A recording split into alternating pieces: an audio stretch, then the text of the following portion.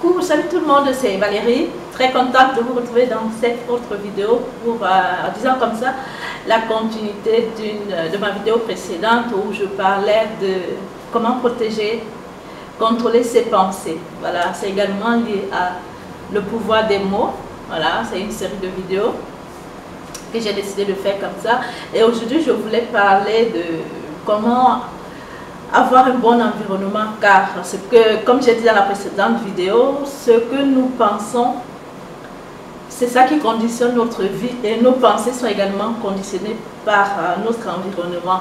Notre environnement, qu'est-ce que ça veut dire? Ça veut dire nos relations, ça veut dire les personnes qu'on fréquente, ça veut également dire nos habitudes, et voilà, et voilà. Alors, ce que je voulais dire, c'est comment gérer notre environnement, ou disons comme ça, comment créer un environnement de relations avec des personnes saines. Pour ma part, on ne peut pas se permettre d'être ami avec tout le monde. Mais il faut que ça soit bien clair. Ne pas être ami avec tout le monde ne veut pas dire que ceux qui ne sont pas nos amis sont nos ennemis.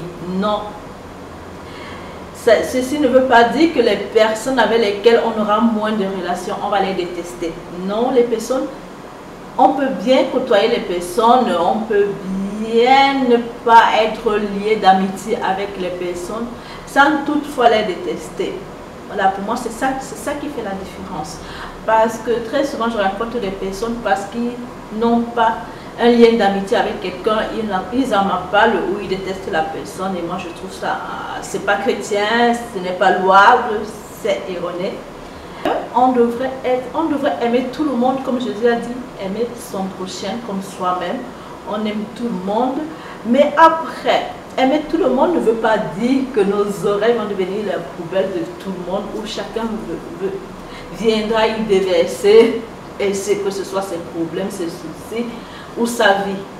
Non. Et voilà, comme on ne choisit pas également ses amis, ni sa famille, ni ses connaissances, ce sont des choses qui se créent comme ça. En plus de ces relations, en plus de ces personnes, si on a des envies ou on a envie de grandir en certaines connaissances, en ce moment, il y a plein de façons d'acquérir les connaissances, que ce soit en allant dans les bibliothèques, que ce soit en lisant sa Bible tout simplement à la maison, en écoutant les vidéos sur Facebook, YouTube. Il y a tellement de personnes inspirantes. Et quand je parle encore d'écouter les vidéos sur Facebook, YouTube, je sais qu'il y a des personnes qui vont vraiment écouter ce que moi je trouve, j'appelle ça poubelle, parce que ce sont des personnes qui s'insultent ou qui insultent d'autres personnes, qui viennent déverser leur méchanceté comme ça. Moi, ces personnes-là, je zappe, parce que là, c'est mieux de rester chez soi à méditer la parole de Dieu que d'écouter la damnerie. Alors, comme je disais, on peut également avoir des livres, on peut s'acheter des livres inspirants. On peut également d'utiliser Facebook positivement pour se connecter avec des personnes qui ont les mêmes idées que nous, pour se connecter avec des personnes positives qui ont la même vision que nous ou qui sont à des endroits où nous, on aimerait y arriver. Comme ça, ils nous montreront le chemin, comment y faire. Voilà, un peu d'humilité, car beaucoup trouvent que c'est humiliant ou encore que c'est comme quelqu'un m'a dit dernièrement, c'est lécher le cul que de demander de l'aide à une personne. Mais moi, personnellement, je trouve que c'est tellement erroné, c'est tellement bas compensé. Parce que quand on a besoin d'aide, même dans la Bible, c'est dit, demandez, je vous donnerai. Frappez, on vous ouvrira. Alors, si quelqu'un pense que demander ou frapper pour recevoir, c'est humiliant, alors vraiment, je suis désolée. Là, sans même affronter la vie, sans même combattre, on se rend déjà, on se déclare déjà perdant.